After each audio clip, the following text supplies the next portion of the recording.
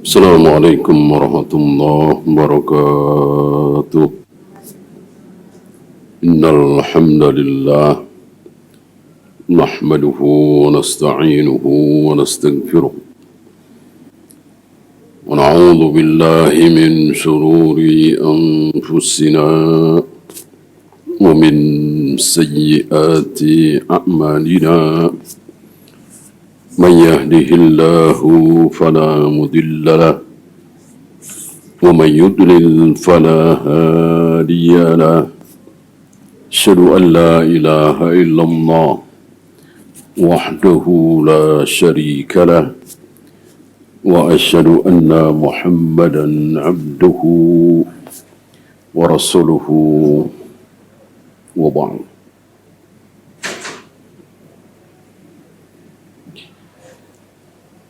Terakhir kita bahas tentang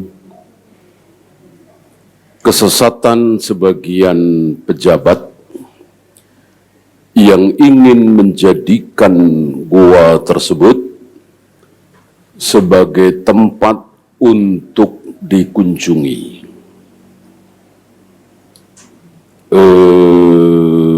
Mengandung berkah. Padahal tidak.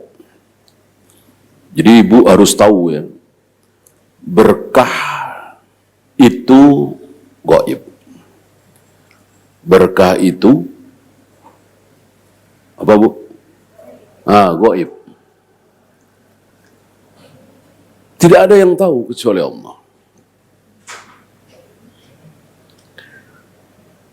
Kalau saya nikah sama dia, pasti saya akan mendapatkan berkah.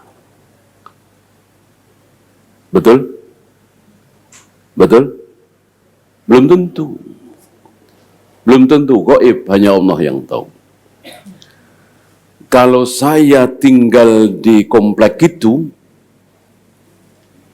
saya akan mendapatkan banyak keberkahan. Betul? Betul? Belum tentu. Bisa iya, bisa tidak. Ya. Kalau saya diterima di perusahaan ini, saya akan banyak mendapat keberkahan. Karena yang punya perusahaan ini orang baik, orang soleh, Pak Haji misalnya. Karyawannya baik-baik, taat-taat, soleh-soleh.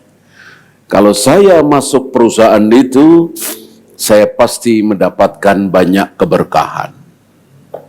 Betul? Belum tentu. Belum tentu. Oleh karena itu, setiap kita mau mengambil keputusan, kita disuruh apa bu? Istikharah. Ibu mantep nih, mau memasukkan anak ibu ke Libya misalnya, cuman satu pilihan, nggak ada pilihan lain, dan besar kemungkinan diterima, atau taruhlah sudah diterima, mau diambil apa jangan, satu dong pilihannya. Perlukah istikharah? Perlukah istikharah? Perlu. Selama ini kita beranggapan bahwa istikharah itu kalau kita bingung memilih satu di antara dua. Si A apa si B, mau jadi petani apa pedagang, mau UI apa ITB, bingung, baru istikharah. Kalau tidak bingung, cuman ada satu pilihan, apakah masih disunahkan sholat istikharah, Bu? Masih? Masih. Kenapa? Kenapa? Iya, karena kita tidak tahu. Dengan anak kita masuk Libya misalnya, dengan anak kita masuk UI misalnya, berakibat kebaikan atau keburukan hanya Allah yang tahu. Maka kita berdoa. Seandainya berakibat kebaikan, ya Allah, terimalah. Kalau berakibat keburukan, ya Allah, malah kenal sama anak yang bandel, lalu dia ngerokok, dengerin musik, bahkan minum khamr, kan tidak mustahil. Dimanapun kan ada kemungkinan. Sebagai manusia yang tidak serba tahu, hanya Allah yang maha tahu, kita disunahkan istikharah. Gitu Bu ya. Walaupun satu pilihan. Nah, termasuk berkah ini. Termasuk berkah ini. Gaib, maka kita tunggu keterangan dari langit. Kita tunggu keterangan dari wahyu, dari lisan Nabi sallallahu alaihi wasallam bahwa itu gaib. Apa misalnya, Bu? Apa misalnya, Bu? Makan dari pinggir. Karena keberkahan itu saat kita makan, terutama makan bersama, itu keberkahan itu turun di tengah-tengah makanan. Maka tengahnya jangan diambil dulu, pinggirnya dulu. Gaib ini. Kalau Nabi tidak menjelaskan, kita nggak tahu. Gitu. Sampai makanan yang nempel di jari Rasulullah dimakan, dijilati. Apalagi di piring ya, kalau istilah kita. Masih ada 5 butir nasi, 3 butir nasi. Cuci aja apa kita habisin, Bu? Habisin. Kenapa? Iya. Karena kita tidak tahu yang berkah itu yang mana. Apakah yang sudah masuk ke perut kita, atau 5 butir nasi, 6 butir nasi yang dibuang itu. Kita nggak tahu. Rasul nggak tahu, maka dimakan semua. Jangan ada yang disisakan. Gitu ya. Di riwayat lain dikatakan di akhirnya. Justru keberkahan makanan itu ada di akhirnya. Misal kita makan 20 suapan. Maka suapan yang ke-20 itulah insya Allah kemungkinan besar yang mengandung berkah. Maka dengan kata lain, makanan terakhir itu jangan sampai tidak masuk ke perut kita. Karena justru itu kemungkinan yang mengandung berkah. Ya. Termasuk gua ini. Karena gua ini ditiduri oleh 7 pemuda beriman. Mereka melarikan diri dari istana kerajaan dalam rangka menyelamatkan agamanya. Tidur di situ selama 300 tahun lebih. Maka gua ini gua yang berkah. Betul? Betul? Betul? Tidak. Tidak. Tunggu keterangan dari Allah dan Rasulnya bahwa tempat itu berkah. Kalau nggak ada keterangan, sudah. Ngapain dikunjungi? Gitu. Tempat yang mengandung berkah lebih dari tempat lain, kita kunjungi, Bu. Mana? Masjidil Haram. Terus? Masjid Nabawi. Masjidil Aqsa. Itu. Kalau masjid cuma 3 itu. Ya. Masjid di Banten sana. Masjid di Demak. Masjid di Cirebon. Masjid di Madura. Enggak, sama aja dengan masjid kita. Bahkan kalau masjid di Banten itu, di Cirebon itu ada kuburannya, boleh nggak sholat di situ? Boleh nggak sholat di masjid yang ada kuburannya? Tidak boleh. Tidak boleh. Ya, bisa syirik, bisa haram, tidak sah. Yang terakhir boleh kalau terpaksa. Artinya setelah takbiratul ihram atau menjelang qomat baru ketahuan kalau di situ ada kuburannya. Adapun kita sudah tahu dari awal sengaja sholat di situ, maka ini dosa. Bisa tidak sah. Atau syirik. Kufur. Apa? Sengaja nyari masjid yang ada kuburannya. Ini kufur, karena berarti menentang syariat, menentang Allah dan Rasulnya. Ya Bu ya. Nah, makanya Allah tidak ridho dengan beberapa pejabat yang ingin menjadikan goa itu sebagai tempat yang berkah. Karena keberkahan itu tidak dengan akal kita. Kalau pakai akal kita mungkin. Ya iyalah, mana ada orang bisa tidur selama 300 tahun lebih. Cuman 7 pemuda ini dalam rangka menyelamatkan akidahnya, tauhidnya, agamanya, berkah nih. Enggak. Tunggu keterangan dari Allah dan Rasulnya. Kalau ada keterangan, kita datangi. Ya. Mana 3 masjid itu? Maka la tushaddur rihal illa ila thalathati masajid. Tidak boleh disiapkan perjalanan safar ibadah, nggak boleh. Jadi kalau ibu mau ibadah, nggak boleh Bu safar. Saya mau iktikaf di Surabaya. Saya mau sholat Jumat di Masjid Banda Aceh. Saya mau sholat di Masjid Madura. Tidak boleh. Haram. Kecuali 3 tadi. Yang 3 tadi boleh. Ya. Selain yang 3 tadi, tidak boleh.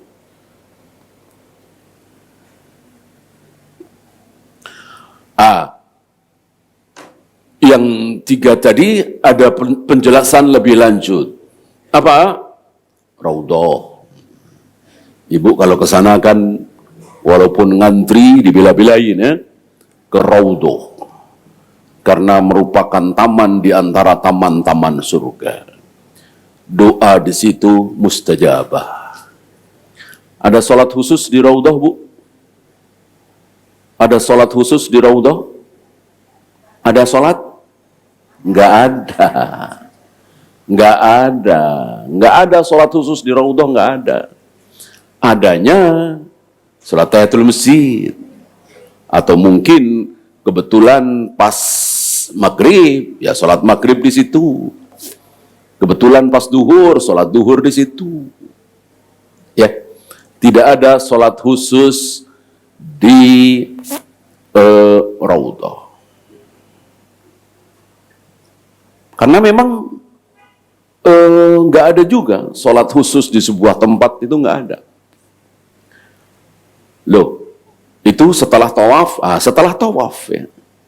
Setelah tawaf. Jadi tawafnya ya, bukan Ka'bahnya. Jadi ibu selesai tawaf 7 putaran, disunahkan sholat 2 rakaat. Rakaat pertama membaca, setelah Al-Fatihah membaca Al-Kafirun. Rakaat kedua membaca Al-Ikhlas. Apa? Sholat di sekitar Ka'bah? Bukan. Sholat setelah tawaf. Artinya, kalau ibu cuma duduk-duduk di sekitar Ka'bah, tidak tawaf, ya tidak disunatkan sholat 2 rakaat itu. Paham Bu ya? Ya, kita lanjut. Ayat 22. Sayakuluna salasatun. Mereka akan mengatakan bahwa Ashabul Kahfi ini sebelum turun surat ini ya Bu ya. Jadi sebelum Rasulullah lahir, orang-orang Arab Jahiliyah, orang Madinah sudah tahu nggak? Kalau ada pemuda yang tidur di dalam goa selama 300 tahun lebih. Sudah ada yang tahu belum? Sudah.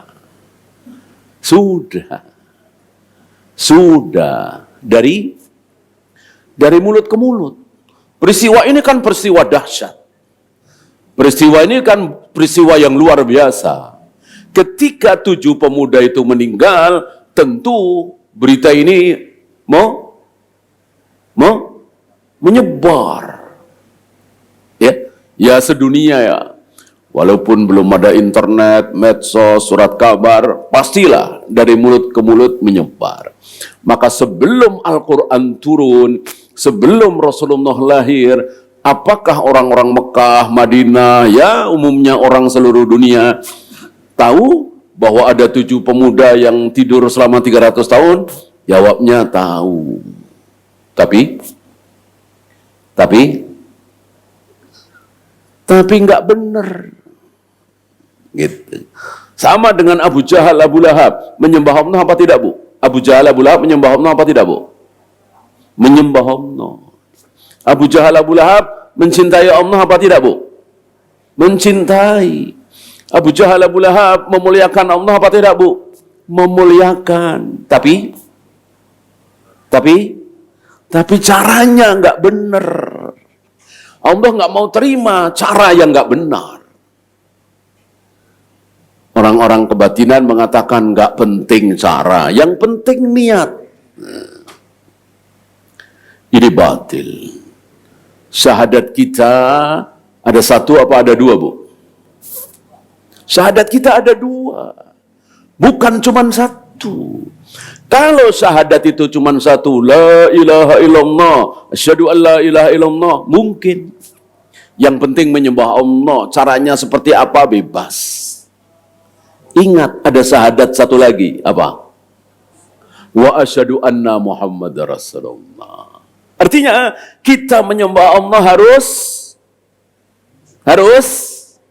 harus mengikuti cara Rasulullah sallallahu alaihi wasallam. Tidak pakai cara Rasulullah nggak sah. Bukan nggak sah, berdosa. Ibu sholat subuh 3 rakaat, berdosa nggak? Berdosa nggak? Dosa. Ibu sholat duhur, sholat asar 5 rakaat, berdosa nggak? Dosa. Karena melebihi dari Nabi sallallahu alaihi wasallam. Tidak sesuai dengan cara Nabi sallallahu alaihi wasallam.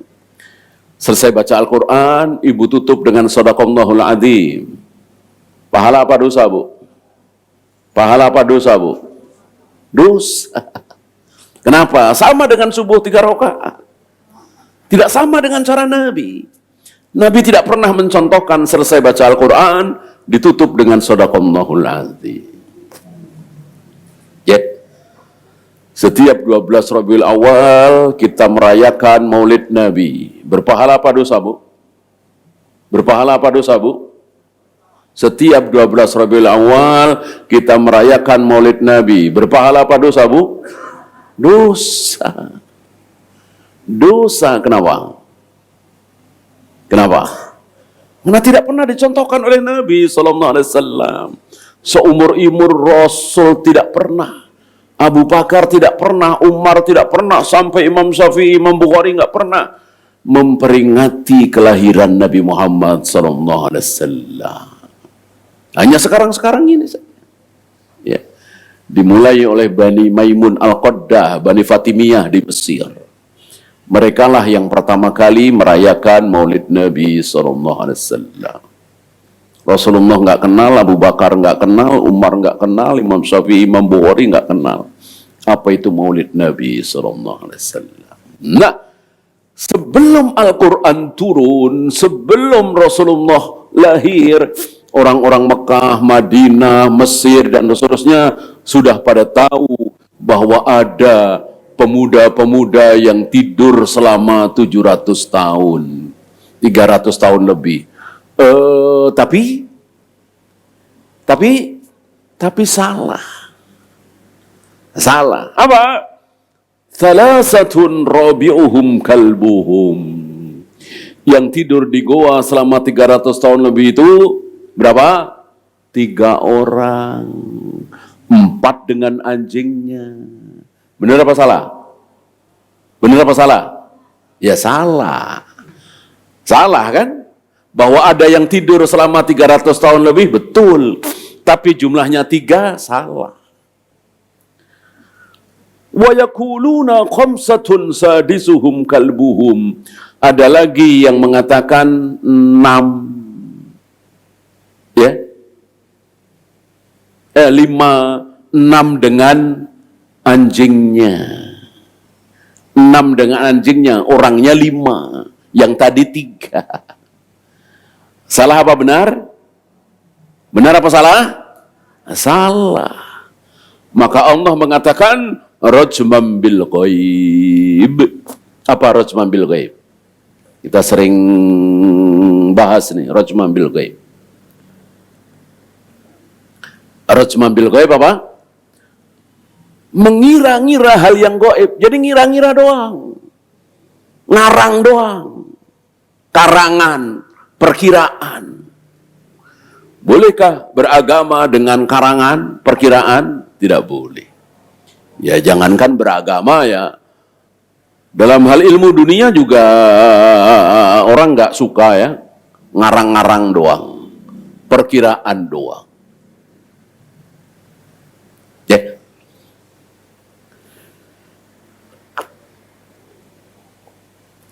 Ibu jangan suka rajman bil ghaib. Ya. Hal yang gaib serahkan kepada Allah. Ya. Ini saya asal jualan bangkrut. Asal usaha hancur. Asal mulai bisnis langsung bangkrut, hancur. Ya. Ini gara-gara saya punya suami dia ini. Nah, boleh seperti itu? Nggak boleh. Atau sebaliknya, semenjak saya nikah dengan dia, saya punya istri dia, dagang apapun hancur, bisnis apapun bangkrut, jualan ini, jualan itu nggak ada laku nih, wanita pembawa sial ini. Boleh? Boleh? Nggak boleh. Itu rajman bil ghaib. Dan yang tahu hanya Allah. Gitu ya. Hal yang gaib tidak boleh dijadikan patokan. Ya.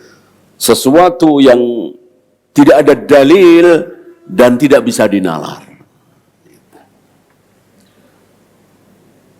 Asal ada laki-laki yang nikah sama dia, sebulan mati. Ya. Terus ada lagi yang nikah sama dia, sebulan mati lagi.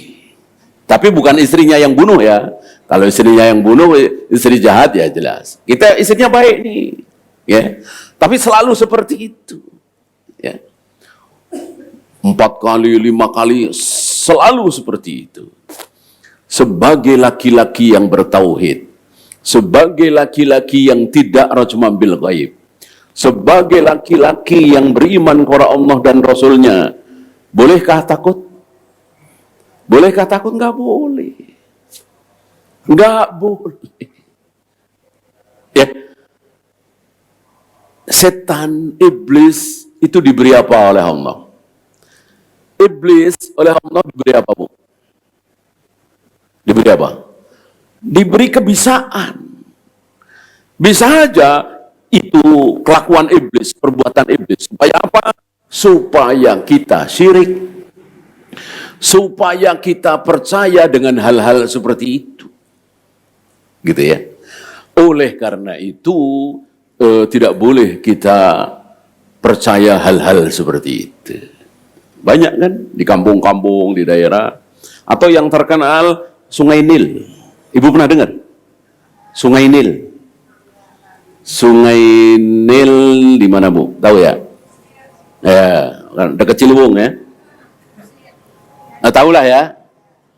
Ketika Mesir dikuasai oleh Amr bin As, salah seorang sahabat,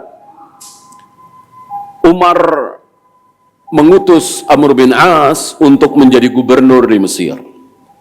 Jadi Mesir yang sekarang negara cukup besar, di zaman Umar, di zaman sahabat, itu cuman provinsi.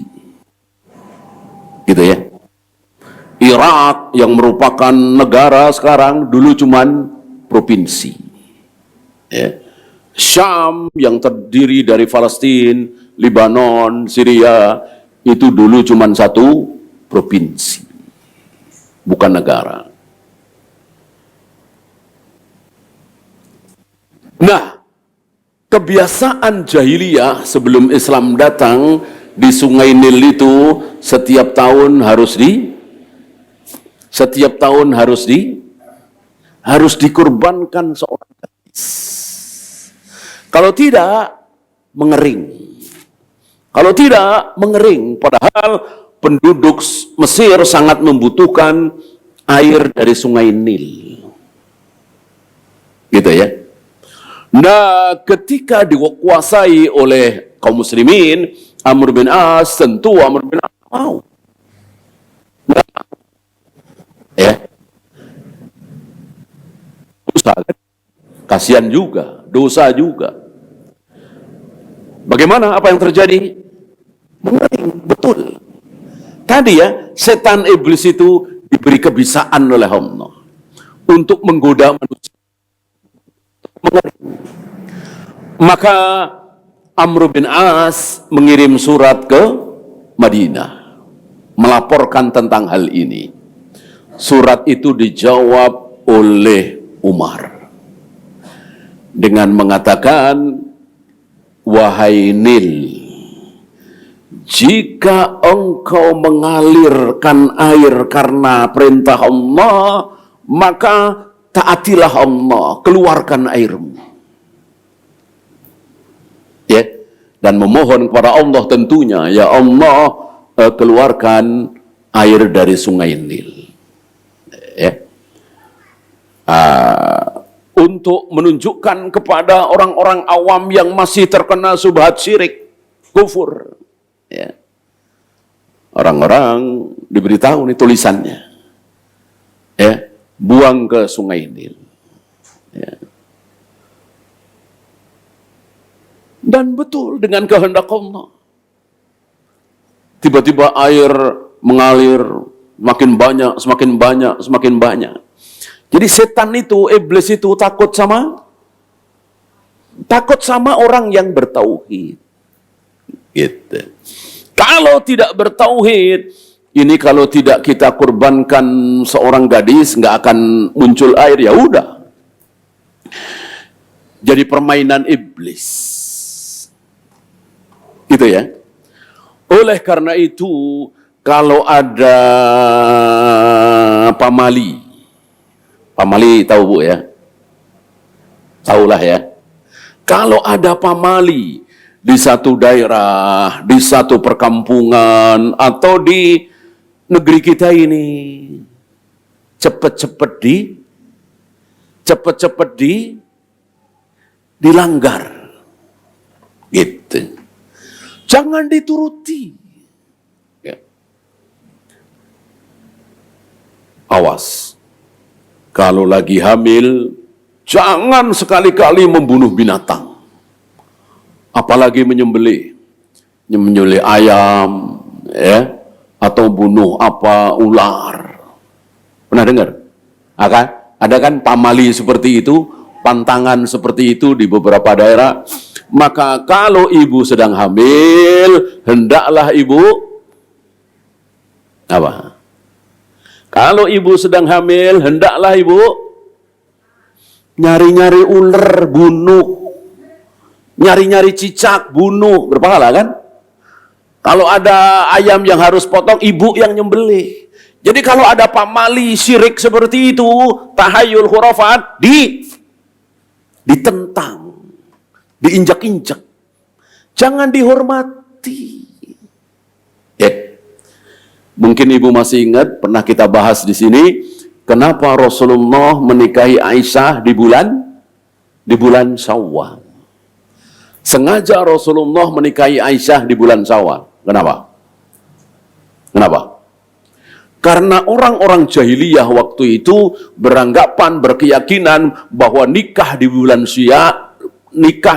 Syawal mendatangkan sial. Akan bercerai, nanti nggak punya anak, tidak dapat berkah. Nah, keyakinan jahiliyah seperti ini diinjak-injak oleh Nabi, ditentang. Ya, sengaja Nabi menikahi Aisyah di bulan Syawal. Gitu ya. Kalau di kita, ibu mau mantu, alangkah baiknya di bulan, di kita ya, kalau jahiliyah waktu itu kan di bulan Syawal, di kita kan beda lagi. Alangkah baiknya kalau ibu mantu punya hajat, itu diselenggarakan di bulan Suro. Ya kan? Bulan Suro itu bulan apa? Suro, Sapar, Mulut, Foto Mulut, gitu kan, kalau orang Jawa. Kalau Islam, Muharram, Safar, Rabiul Awal, Rabiul Akhir, dan seterusnya. Nah, orang-orang tertentu meyakini bahwa nikah di bulan Suro, Muharram, bahaya. Mendatangkan sial. Sengaja. Sunahnya seperti itu. Termasuk ibu nyari kios, nyari ruko, sunnah yang nomor 13. Gitu. Cari yang nomor 13 atau nomor 4 lah ya. Kalau ada. Kan orang-orang pada takut nih nomor 13, angka 13 kan? Maka di hotel-hotel, di tempat-tempat umum, di apartemen, itu biasanya lift nggak ada nomor 13. Habis 12 langsung 14. Atau 4 ya. Habis 3 langsung 5. Atau 3B. Atau 3A. Ya. Ini keyakinan syirik. Ya. Ibu insya Allah masih ingat di hotel-hotel di Saudi ya. Ada angka 13? Ada banyak. Angka 4 enggak ada apa-apa. Ya. Harus dilawan. Harus dilawan. Keyakinan syirik itu harus dilawan. Harus diinjek-injek. Supaya apa? Iblis semakin lemah. Setan semakin lemah. Kalau kita hormati, iblis semakin kuat, setan semakin kuat. Ya. Kita hormati, kita jalan nunduk, kita jalan ngesot, mundur. Kita kasih sesaji, ada kopi pahit, ada jajan pasar. Setan semakin senang, iblis semakin kuat. Ya, maka kalau ibu ngelihat sesajen sunnah iya, bukan buang doang, dihinakan, injak-injak misalnya, ya kan? Dihancurkan gitu. Supaya apa? Supaya setan iblis itu semakin lemah. Kalau kita menghormati, semakin kuat. Ada di beberapa daerah, itu kalau ngambil keris, punya keris ya, itu cuci, mandi dulu. Bahkan ada yang wudu dulu. Mengambilnya harus begini, tidak boleh begini. Ya. Kalau meletakkan, setelah meletakkan keris itu dicium dulu, jalannya mundur. Syirik apa tidak ini Bu? Maka sunnah bagi ibu, kalau ada yang punya keris ya, mungkin peninggalan orang tua, kakek nenek, kalau ada keris seperti itu, sunnah diapakan Bu? Iya, dibanting, diinjak-injak, dikencingin, kalau perlu diberakin, ya. Supaya apa? Supaya iblis setan semakin lemah. Gitu. Jangan ikut-ikutan. Dan jangan takut, Bu. Jangan takut. Kalau takut berarti? Iya, berarti harus belajar tauhid dulu. Bertahun-tahun. Kalau tauhidnya sudah mantap, nggak mungkin takut. Ibu ke pantai selatan, Pangandaran misalnya, pakai baju hijau, berani nggak? Berani nggak? Ya, harus berani. Bahkan ditantang. Yang lain takut pakai baju hijau, katanya tahayulnya kan begitu. Kalau pakai baju hijau, tidak akan selamat. Akan tenggelam di situ. Nah, kita pakai baju hijau. Ya, membela Allah, membela ajaran Allah dan Rasulnya. Bukan nantang. Yang ditantang setan. Memang setan harus kita tantang. Nggak boleh kita takuti. Ya. Yang harus kita takuti adalah Allah, la haula wala quwata illa billah. Nggak ada daya, nggak ada kekuatan kecuali milik Allah. Iblis, setan tidak punya kekuatan. Ya. Iblis bisa bunuh orang nggak, Bu? Iblis itu kan setan paling setan, ya kan? Iblis itu udah setannya setan. Setan terbesar di jagat raya alam semesta itu adalah iblis. Yang lainnya kecil dibanding dengan iblis. Iblis bertemu dengan Adam sampai sekarang masih hidup dan akan mati bersamaan dengan hari kiamat. Ya, iblis itu satu, Bu, satu individu. Sementara setan-setan bawahan iblis itu lahir, bertambah, berkembang biak, mati, dan lahirnya sama kayak kita. Ya. Cuman secara umum umur mereka panjang-panjang. Ya.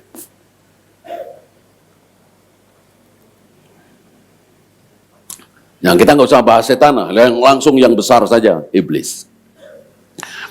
Apakah iblis bisa bunuh manusia? Suka-suka dia?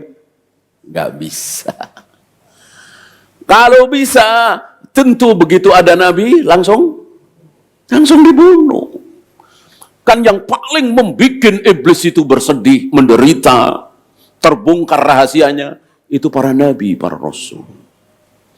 Nah, para nabi, para rasul diberi wahyu oleh Allah, diberitahu oleh Allah bahwa iblis itu begini-begini, iblis itu begini-begini.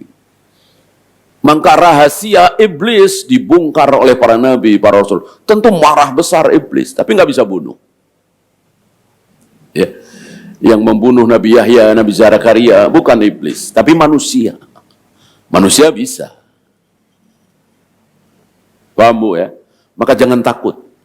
Dengan iblis, dengan setan, dengan dukun, paranormal, jangan takut. Ya. Kesalahan besar dan kekonyolan besar pakai baju hijau di pantai selatan, takut? Nggak sholat duhur, nggak sholat asar, malah nggak takut. Ini konyol sekonyol-konyol. Mestinya tidak sholat duhur itu yang kita ketakutan. Nah, kita bermaksiat besar kepada Allah. Tidak ada kemaksiatan yang lebih besar dari meninggalkan sholat. Tidak sholat dengan berzina, besar mana dosanya, Bu? Tidak sholat. Tidak sholat dengan mabuk, melacur, korupsi, membunuh, besar mana dosanya? Tidak sholat. Dosa terbesar setelah syirik tentunya. Ya.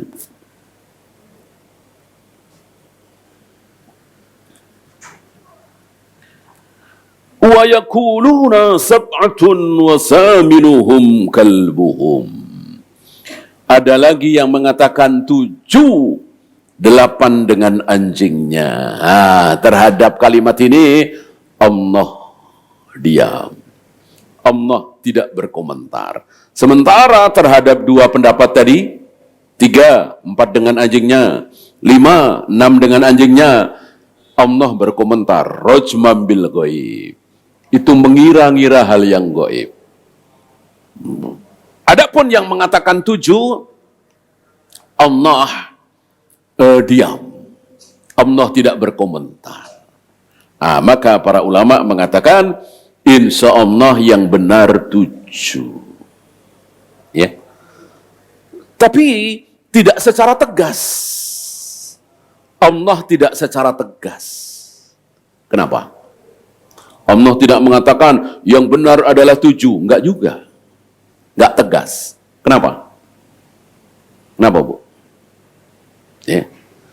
Sama dengan Rasulullah itu lahir tanggal berapa, bulan apa, nggak ada keterangan. Kalau ini ya masih nyerempet-nyerempet dikit dah ya. Ada keterangan walaupun tidak sore, tidak tegas. Kalau Rasulullah tanggal berapa, bulan apa lahir, ada nggak keterangan dari Al-Quran dan Sunnah? Ada, Bu? Tidak ada. Kenapa? Kenapa nggak ada? Termasuk Nabi Adam, Nabi Ibrahim, Nabi Nuh, Nabi Yahya, Nabi Zakaria, lahirnya bulan apa? Tanggal berapa? Ada? Nggak ada. Kenapa, Bu? Ya. Kalau Idul Fitri 1 Syawal, Idul Adha 10 Dzulhijjah kan ada. Adapun Nabi lahir tanggal berapa, bulan apa, nggak ada. Kenapa? Iya, karena nggak penting. Nggak perlu. Kalau perlu tahu, penting tahu, tentu Allah sudah memberitahu. Lewat lisan Nabi, wahai sahabatku, catat. Minimal jangan sampai lupa, aku lahir 12 Rabiul Awal, misalnya. Nggak ada. Berarti nggak penting, nggak perlu. Maka tidak perlu kita nyari-nyari tanggal berapa beliau lahir, bulan apa, nggak perlu. Kalau perlu tentu sudah dikasih tahu. Gitu ya. Yang perlu itu apa? 9 Dzulhijjah perlu. Ada apa? 9 Dzulhijjah ada apa? Puasa Arafah. Kapan lagi yang perlu? Tadi 1 Syawal, 10 Dzulhijjah. Ini harus tahu. 1 Syawal tidak boleh. 1 Syawal, 10 Dzulhijjah tidak boleh. Tidak boleh berpuasa. Kan harus tahu. Dosa besar kalau kita berpuasa di 1 Syawal, 10 Dzulhijjah, 11, 12, 13 Dzulhijjah. Gitu ya. Oleh karena itu termasuk ini. Apakah betul-betul 7? Enggak penting, enggak perlu. Yang perlu apa? Yang penting apa? Bahwa Allah berkuasa melakukan apapun. Termasuk menidurkan 7 pemuda di dalam goa selama 300 tahun lebih. Allah sanggup, Allah mampu. Nah, ini pentingnya di situ. Perlunya di situ. Termasuk nama-nama. Namanya siapa saja kan disebutkan di sini. Ada Dikyanus, ada Martunis, ada Kastonis. Tapi ini semua bukan dari Al-Quran dan Sunnah. Qala wakila saja. Katanya. Bahkan ada riwayat yang tidak sahih. Kalau perlu, tentu Nabi akan menyebut. Namanya si Anu.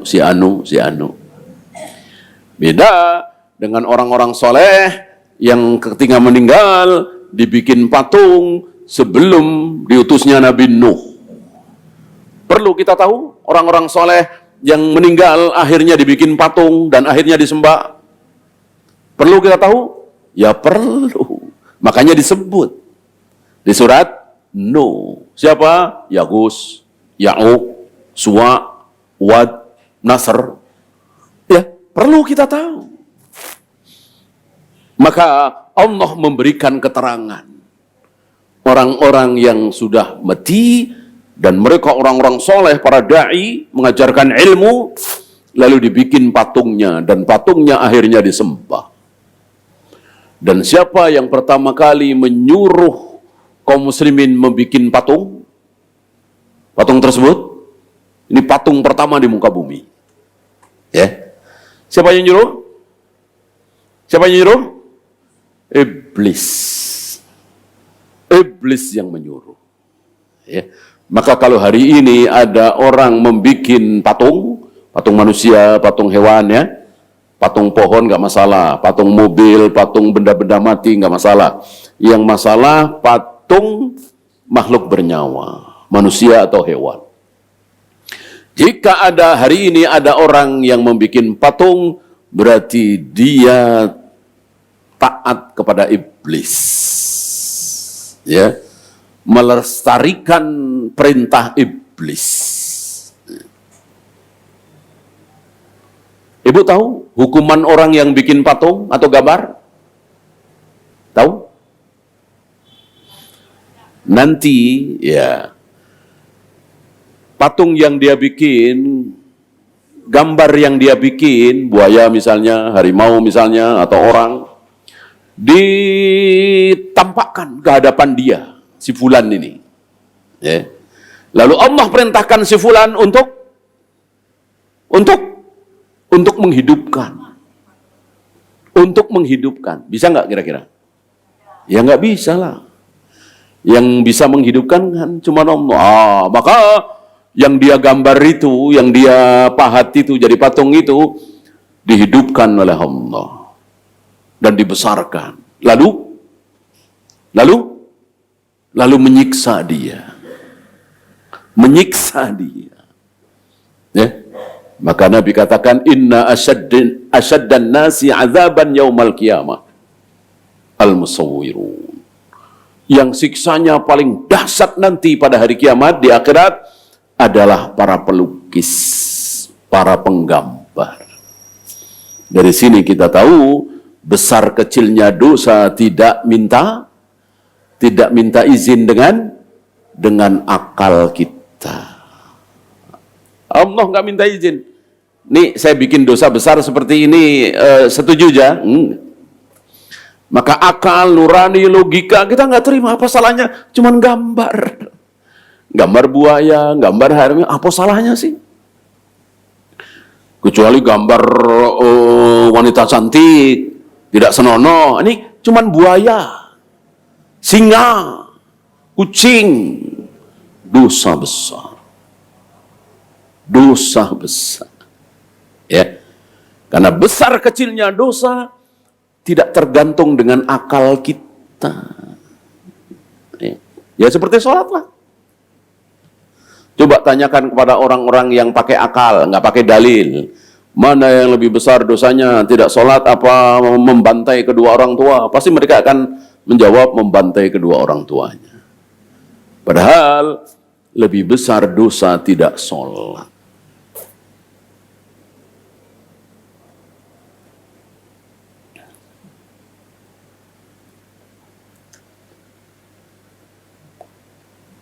Qul Rabbi a'lamu bi'iddatihim. Katakan ya Muhammad, hanya Allah yang tahu berapa sebenarnya jumlah mereka. Ma ya'lamuhum illa qalil. Tidak ada yang mengetahui jumlah itu kecuali sedikit. Kecuali sedikit. Ya waktu hari itu saksi mata ya tentu banyak, mungkin ribuan. Mungkin ratusan ribu orang kan datang di situ 1, 2, 7. Sama anjingnya jadi 8. Ya waktu itu mati. Lalu cerita kepada anaknya, salah. Bilang 6 misalnya. Cerita lagi kepada cucunya, cicitnya 12 misalnya. Kan berita begitu. Apalagi ini udah ratusan tahun ya kan? Maka dikatakan di sini ma ya'lamuhum illa qalil. Tidak ada yang mengetahui jumlah mereka kecuali sedikit. Dan Ibnu Abbas pernah mengatakan ana minal qalil. Mudah-mudahan aku termasuk yang sedikit itu. Nah Ibnu Abbas belajar, murid langsung dari Nabi SAW, maka tahu termasuk yang sedikit. Yang masuk surga banyak apa sedikit, Bu? Dibanding dengan yang masuk neraka, banyak apa sedikit? Hah? Banyakan yang masuk surga atau masuk neraka? Manusia itu, Bu? Iya, neraka.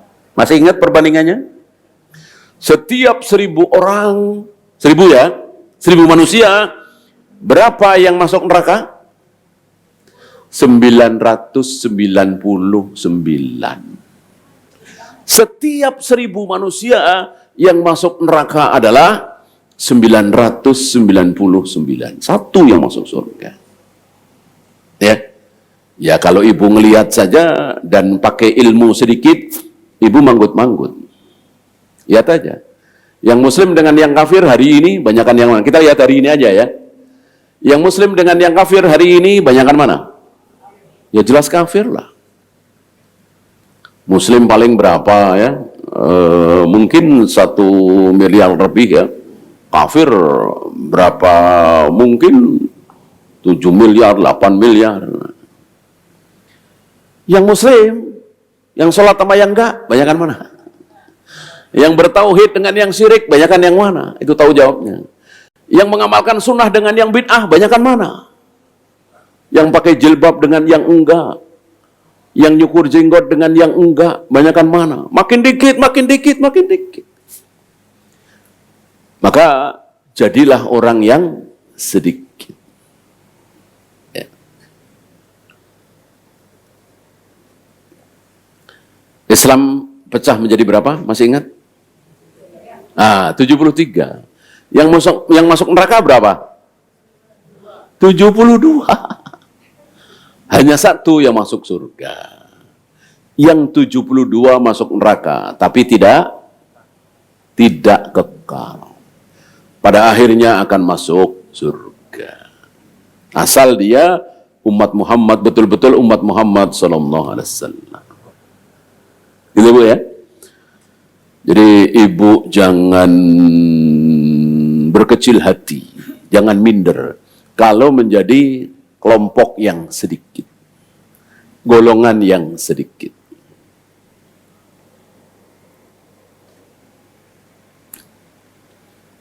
Fala tumari fihim illa mira'an dhahiran. Wahai Muhammad, jangan mendebat mereka kecuali mira'an dhahiran, yang zahir-zahir saja.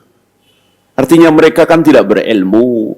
Terhadap orang yang berilmu, yang jahil, udah nggak usah dilayani. Wa a'rid 'anil jahilin. Ya, jangan dilayani. Kalau berilmu pakai dalil, tapi salah istidlalnya, bolehlah diladeni. Tapi yang tidak berilmu, tapi merasa tahu, jangan diladeni. Udah biarin aja. Ya. Salah tapi tidak merasa salah, jangan diladeni. Kecuali mau munakasah, mau mudzakarah, diskusi baik-baik, ayo.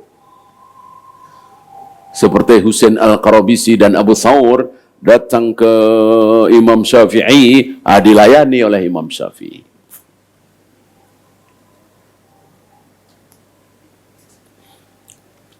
Wala tastafti fihim minhum ahada, dan jangan sekali-kali nanya kepada mereka.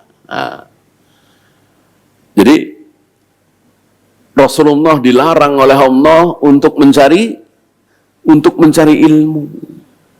Ya, nggak boleh Rasulullah mencari ilmu itu. Nyari-nyari ilmu nggak boleh. Kalau Abu Bakar, Umar, Utsman, Ali, para sahabat cari ilmu, memang harus nyari ilmu ke Rasulullah sallallahu alaihi wasallam. Satu sumber. Rasulullah nyari ilmu, boleh? Nggak boleh. Rasulullah bukan nyari ilmu, tapi nunggu ilmu. Nunggu ilmu. Ilmu dari siapa? Iya, ilmu dari Allah lewat Jibril alaihi salatu wasallam. Nunggu. Gitu. Selagi belum ada wahyu, ilmu belum datang, beliau diam. Datang wahyu baru. Walaupun hal-hal kecil. Unta, gitu kan.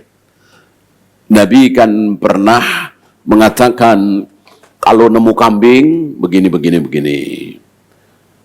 Kalau nemu kuda, begini. Terus ada yang nanya, kalau unta? Nabi nggak jawab. Gitu. Artinya apa? Nabi itu nggak ngarang sendiri dalam menjawab itu. Ya. Jadi betul-betul wahyu dari Allah.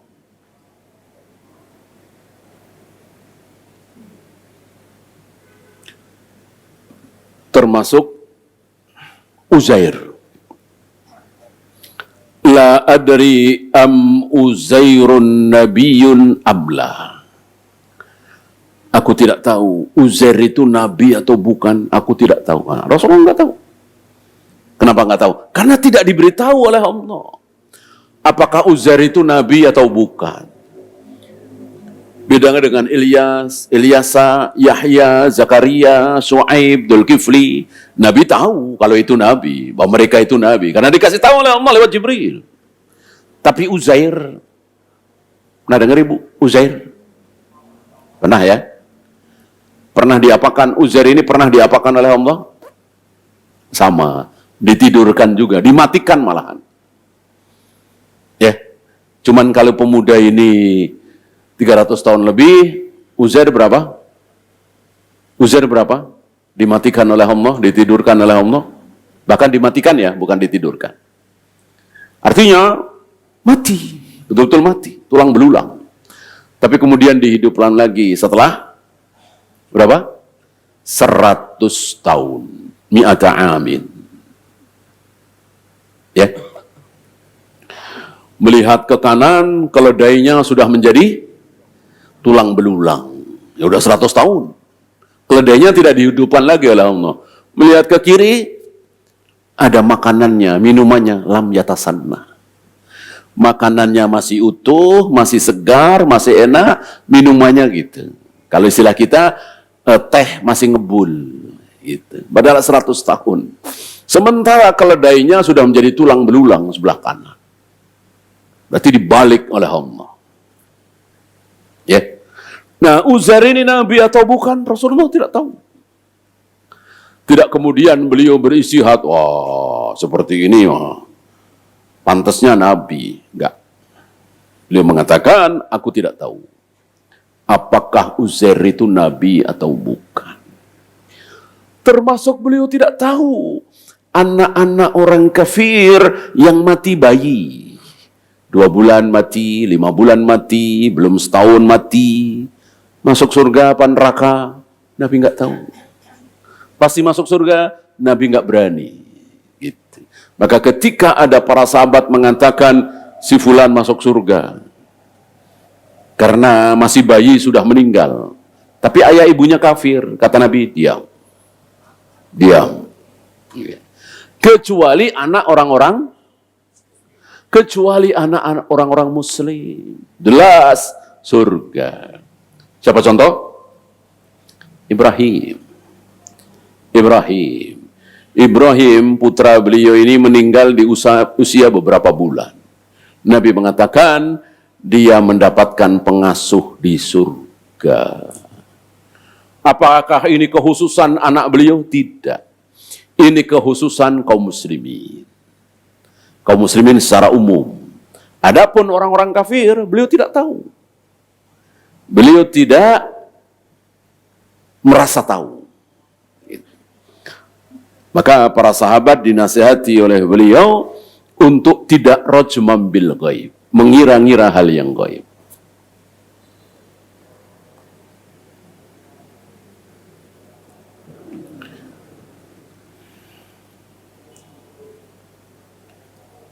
Sepertinya tidak ada riwayat hadis yang beliau turunkan di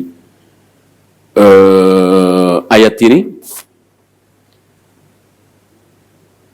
Hanya sedikit keterangan.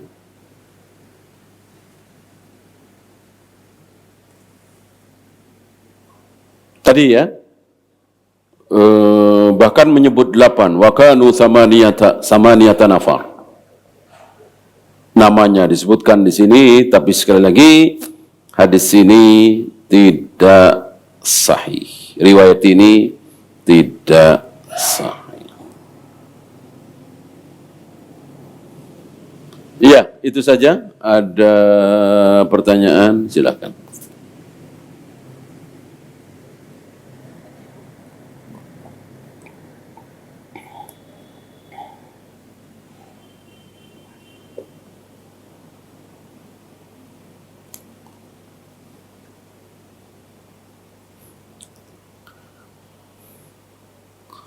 Ini tadi ucapan Ibnu Abbas, saya bacakan ya. Ana minal qalilil ladzi istasnallahu azza wa jal.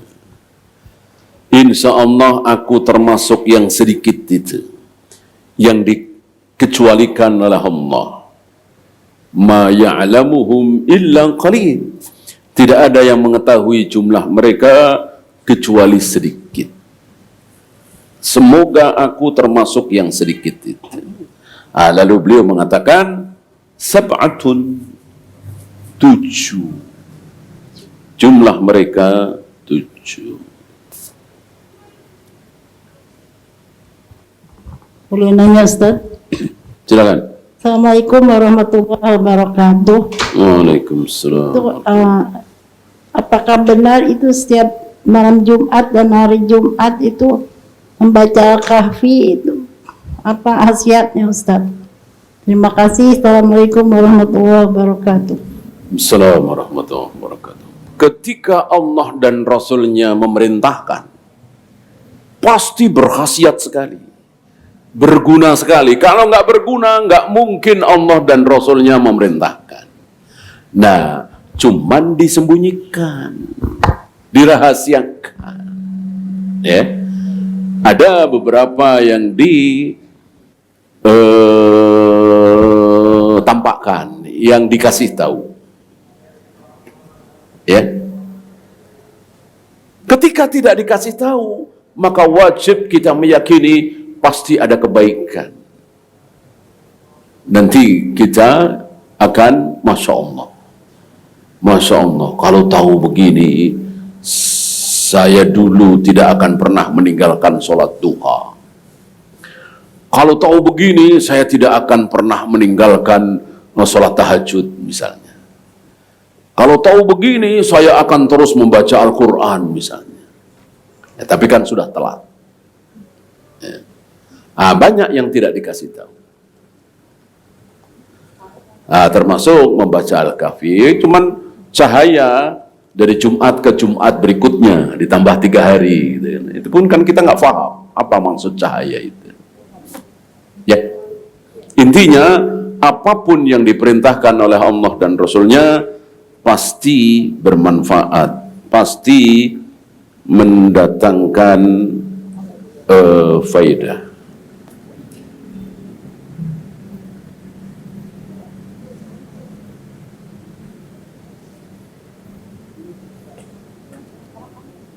Ada lagi?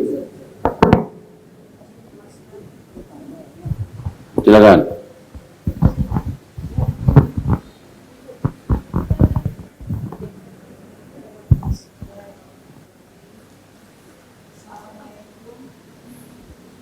Assalamualaikum warahmatullahi wabarakatuh. Terima kasih Pak Ustadz. Saya punya 2 pertanyaan. Yang pertama tadi dijelaskan bahwa tidak sah atau tidak boleh melakukan sholat di masjid yang ada kuburannya. Saya pernah dengar kajian bahwa yang tidak boleh itu apabila kuburannya itu ada di depan kita, artinya di depan kita untuk sujud itu. Nah, bagaimana dengan kuburan yang ada di sekeliling, di samping ataupun di belakang? Mohon penjelasannya.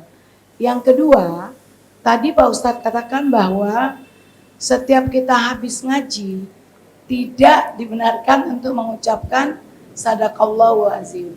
Sementara saya maaf aja Pak Ustadz, saya belum paham, baru mendengar hari ini. Itu dasarnya kenapa tidak boleh. Kemudian kalaupun kita setelah mengaji, katakanlah misalnya kita ngaji bareng-bareng, halaqah gitu juga sadaqallah, biar sendiri juga sadaqallah. Kalau memang itu tidak dibenarkan, mohon penjelasannya. Terima kasih. Assalamualaikum warahmatullahi wabarakatuh. Assalamualaikum. Kebalik, Bu. Kebalik. Jangan saya yang disuruh nyari dalil. Yang disuruh nyari dalil, dasarnya apa? Selesai baca Al-Quran, baca sedekah, itu yang harus ditanya. Yang beramal itu yang harus ditanya.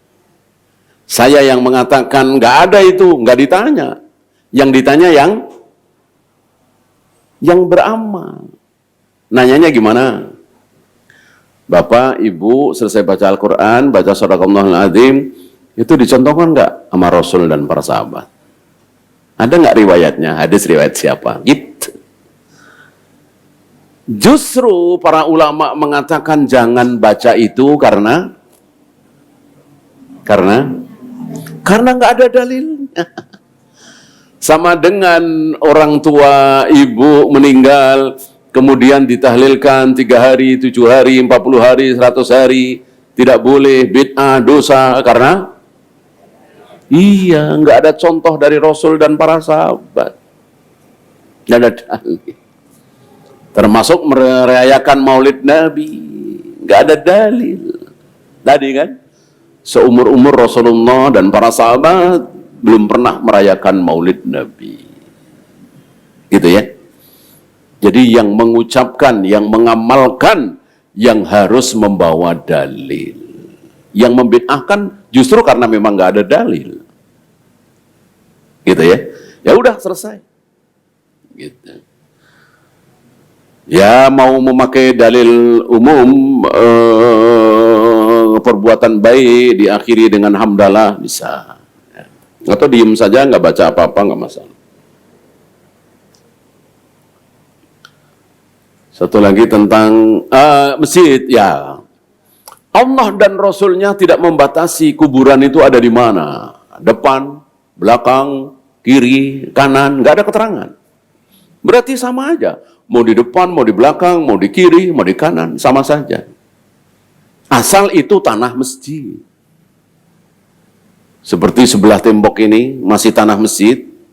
Kok ada kuburannya, nah, kita nggak boleh sholat di sini. Gitu ya. Kecuali bukan tanah masjid, tanah sebelah. Kalau bukan tanah masjid, biasanya tanah itu dibatasi oleh ini tanah siapa, dibatasi oleh pagar atau oleh kali, walaupun kali itu kecil, atau oleh jalan umum ya, walaupun jalan setapak. Jika terjadi seperti itu, nggak masalah. Tapi kalau masih satu tanah, walaupun di ujung sana, tapi tanah masjid ini, satu tanah dengan masjid ini, nggak boleh. Wallahu a'lam.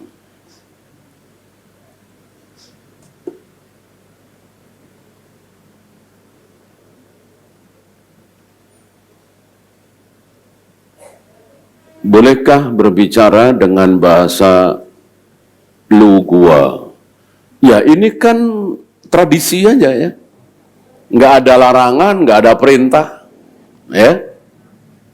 Ya tinggal kita mikir aja. Dia marah nggak kalau saya sebut lu? Kalau marah ya janganlah. Ya. Gimana nggak marah? Mertuanya dibilang lu. Ya. Lu udah makan pak? Ya tentu marah ya. Ini kan kebiasaan kita kan. Ya jangan. Kecuali orang Arab. Lu itu kan kamu. Orang Arab menyebut ayahnya kamu nggak masalah. Ya Rasulullah anta. Ya Rasulullah engkau. Anta kan engkau kamu. Ya kalau di kita ya bikin orang sakit hati kan nggak boleh ya. Bikin orang tersinggung kan nggak boleh.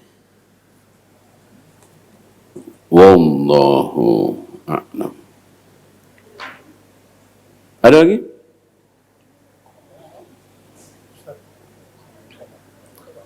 Assalamualaikum.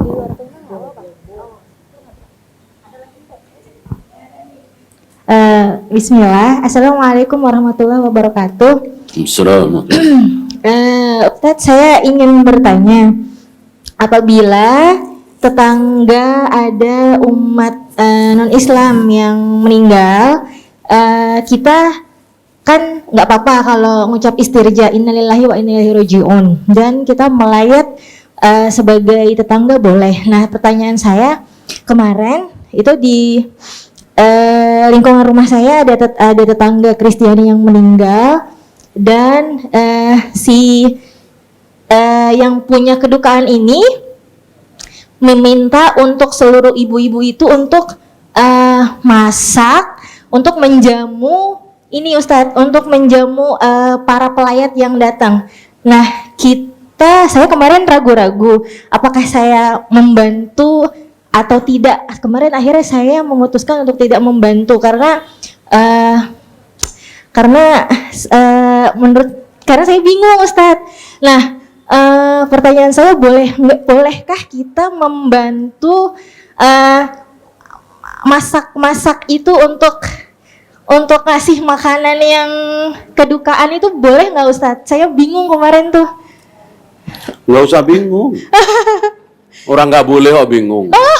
Alhamdulillah, berarti Nggak usah berarti bingung. Oh, nggak apa-apa. Sekarang berarti. gini, Ha. kalau yang meninggal itu Muslim, boleh nggak? Masak-masak boleh nggak? Hah? Nggak. Boleh nggak? Yang meninggal Muslim nih, masak-masak, makan-makan, menjamu tamu, boleh nggak?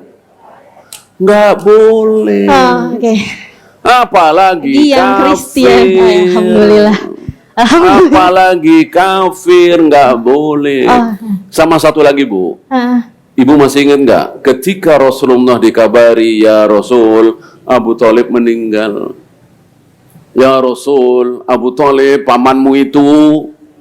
Abu Thalib meninggal dalam keadaan Muslim apa kafir? kafir. Kafir. Coba ingat-ingat, Rasul bilang apa? Yang ngabarin Ali bin Abi Thalib. Itu beberapa jam setelah Nabi gagal mentalkin Abu Thalib dengan kalimat la ilaha illallah.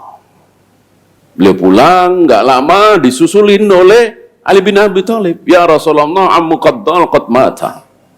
Ya Rasul, pamanmu yang sesat itu, kafir, telah meninggal. Padahal ayahnya sendiri, ayah dari Ali bin Abi Thalib.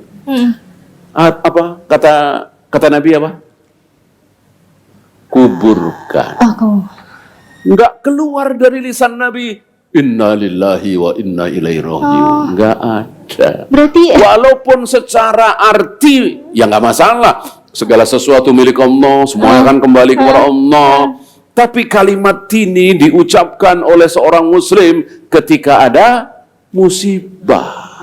Meninggalnya seorang Muslim musibah. Meninggalnya seorang Muslim musibah. Meninggalnya seorang kafir bukan musibah. Bagi seorang Muslim, ketika ada seorang kafir meninggal, itu bukan musibah. Maka tidak disunahkan mengucapkan istirja inna lillahi wa inna ilaihi raji'un ketika ada orang kafir meninggal. Gitu ya. Kita mencontoh Nabi SAW. berarti kita hanya turut berduka cita saja sudah selesai ya Ustadz? Iya gitu. Nggak mengucapkan itu juga nggak apa-apa.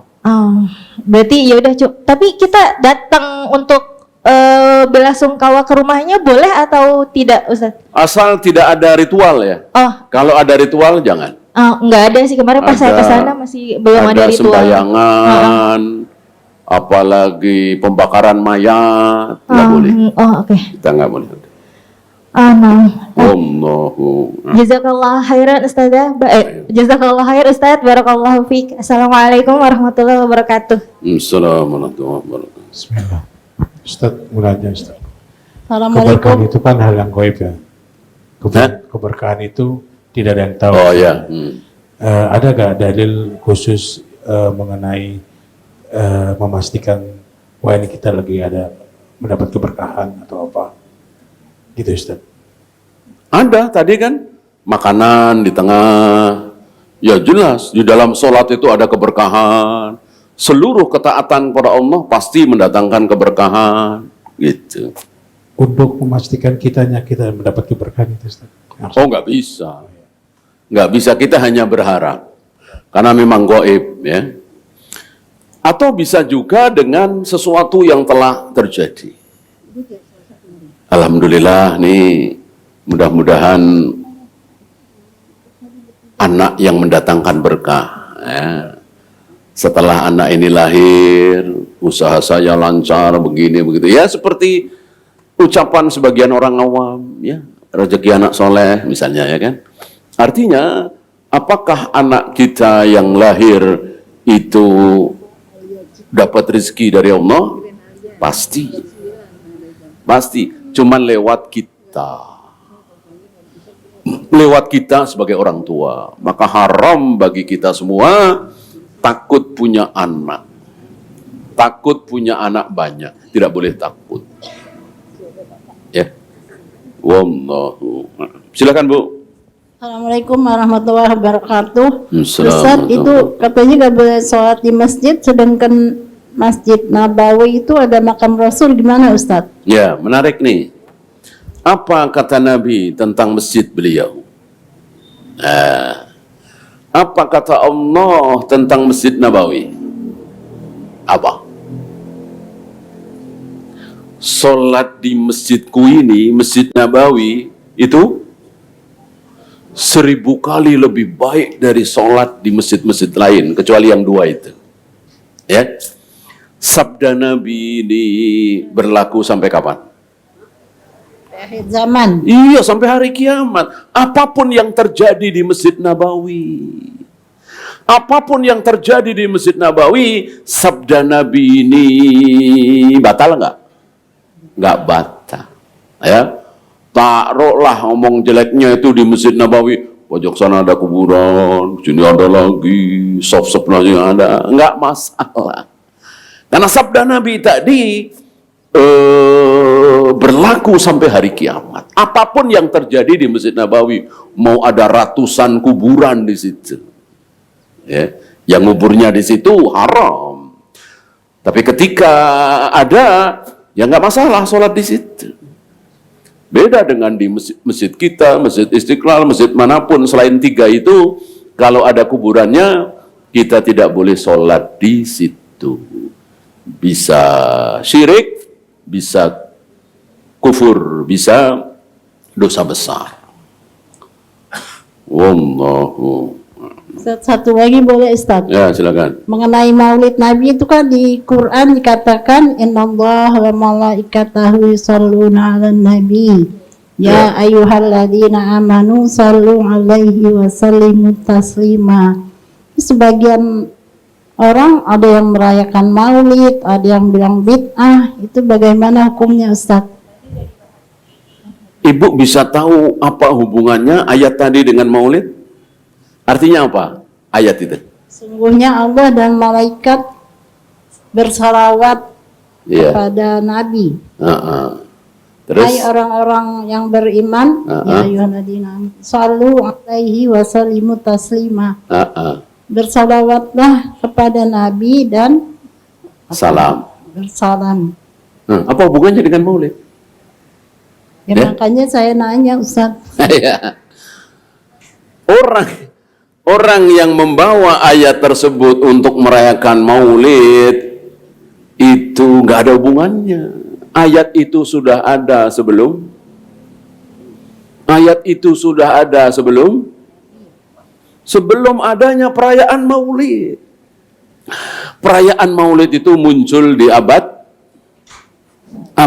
akhir abad ketiga Hijrah, awal abad keempat di Mesir, Bani Fatimiyah. Berarti sahabat, tabi'in, abba'u tabi'in, nggak ada yang kenal, nggak ada yang tahu perayaan Maulid. Ya, apalagi Rasulullah SAW. Berarti membawa ayat tersebut untuk merayakan Maulid nggak ada hubungannya. Ya, apalagi bawa hadis Nabi ketika ditanya, ya Rasul, kenapa engkau berpuasa di hari Senin? Nabi jawab apa? Kelahiran. Ya Rasul, kenapa engkau berpuasa di hari Senin? Kan Senin Kamis ya. Kenapa engkau berpuasa di hari Senin ya Rasul? Nabi menjawab, Karena hari Senin hari kelahiran Nabi. Hari Senin hari kelahiranku. Berarti ini dalil Maulid. Betul? Betul? Sejak kapan merayakan sebuah hari dengan puasa? Namanya merayakan perayaan, merayakan sebuah hari itu pakai makan-makan, minum-minum. Idul Fitri, Idul Adha kan makan-makan, haram berpuasa. Ini tiba-tiba Nabi merayakan hari kelahirannya dengan puasa. Ini istilah kita jauh panggang dari api. Ya begitulah ahli bid'ah. Cari dalil itu sekenanya. Ya. Jazakallah Ustaz. Terima kasih. Ada lagi?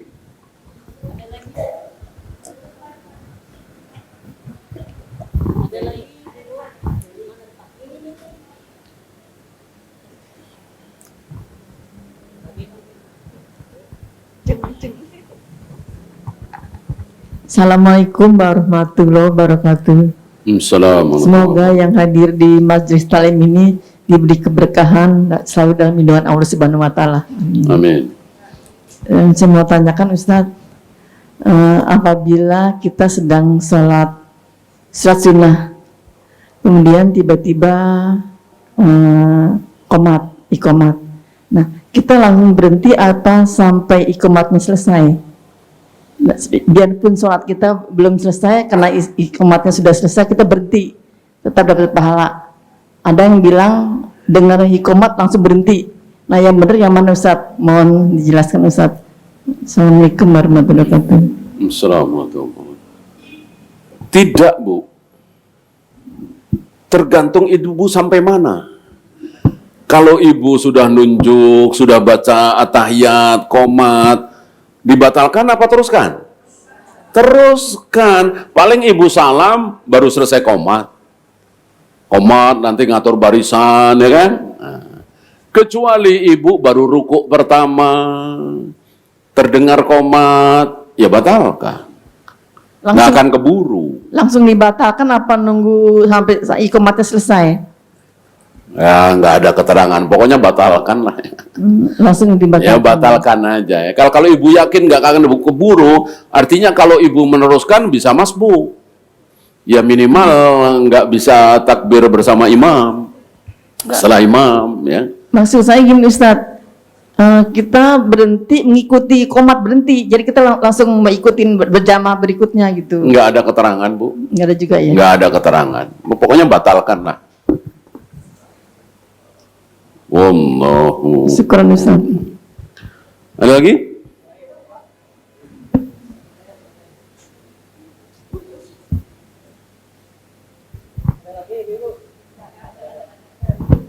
Assalamualaikum warahmatullahi wabarakatuh. Assalamualaikum. Pak Ustadz, saya mau menanyakan masalah halalan toiban.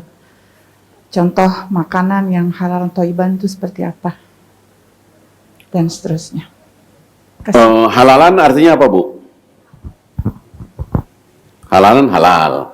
Toyiban baik, ya.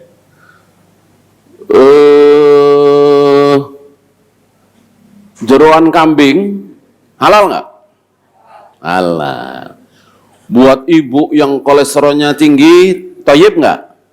Ah, kira-kira begitu ya.